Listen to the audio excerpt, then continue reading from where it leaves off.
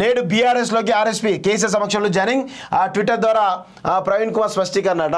ఇక ఏం సిద్ధాంతమో ఏందో అర్థం కాని పరిస్థితి. ఆర్ఎస్ ప్రవీణ్ కుమార్ తన క్రెడిబిలిటీ మొత్తం కూడా తెలంగాణ సమాజంలో కోల్పోయిండు.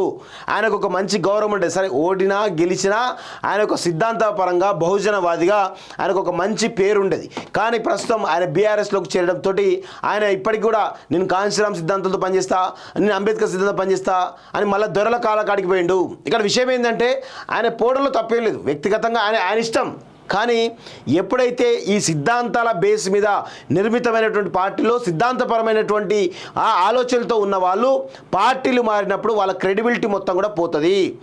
ఫర్ ఎగ్జాంపుల్ చెప్తాను, బీఎస్పీ ఒక బహుజనవాదానికి సంబంధించిన ఐడియాలజికల్ పార్టీ. అదేవిధంగా ఇది నిరంతర ప్రక్రియ, ఈ బహుజనవాదం అని నిరంతర ప్రక్రియ జరుగుతూ ఉంటుంది. ఇంకొక వైపు బీజేపీ ఇక్కడ హిందుత్వవాదం జాతీయవాదంతో ఉండేటువంటి పార్టీ, ఐడియాలజికల్ పార్టీ. ఈ పార్టీలలో పుట్టి పెరిగిన వాళ్ళు జనరల్గా పార్టీలు మారరు. ఒకవేళ పార్టీలు మారాలనుకుంటే క్రెడిబిలిటీ మొత్తం కూడా పోతుంది. ఆ క్రెడిబిలిటీ వద్దనుకుంటే వాళ్ళు తమకు ఎప్పుడైనా ఇబ్బంది కలిగినప్పుడు సైలెంట్గా ఇంట్లో కూర్చుంటారు తప్ప ఎక్కడ కూడా పార్టీలు మారరు. అదేవిధంగా కమ్యూనిస్టులు కూడా ఇదే పరిస్థితి.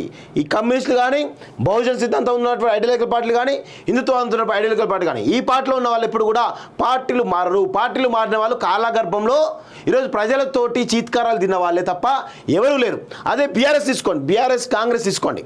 బీఆర్ఎస్ ఏంది, తెలంగాణ అనేటువంటి ఒక ఐడియాలజికల్ పార్టీ. తెలంగాణ అనేది అచీవ్ అయిపోయింది, అక్కడ ఐడియాలజీ ఏమీ లేదు ఆ పార్టీకి. అదే కాంగ్రెస్ స్వాతంత్ర ఉద్యమ కాలంలో వచ్చినటువంటి పార్టీ, దీనికి ఐడియాలజికల్ ఆల్రెడీ అయిపోయింది. దీనికి ఇప్పుడు ప్రస్తుతం ఐడియాలజీ ఏమీ లేదు వీళ్ళకి.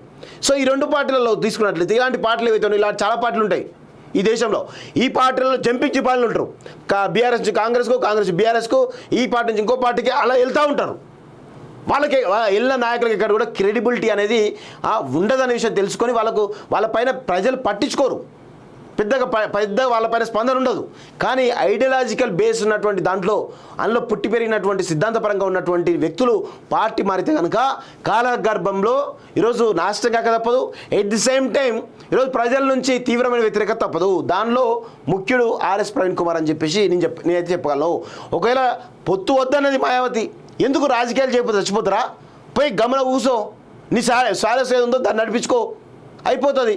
మాయావతి గారు వద్దన్నారు, నేను ఇలాంటి వాటికి నేను నిర్ణయం తీసుకున్నాను కాబట్టి నేను పార్టీకి రిజైన్ చేస్తున్నాను, రాజకీయాలకి శాశ్వతంగా విరమిస్తున్నాను చెప్పేసి ఒక మాట చెప్తే అయిపోతుంది కదా. ఎందుకు బీఆర్ఎస్ని పట్టుకొని ఉండాలి? ఆ విధంగా క్రెడిబిలిటీ మొత్తం కూడా పోగొట్టుకున్నాడు ఆర్ఎస్ ప్రవీణ్ కుమార్.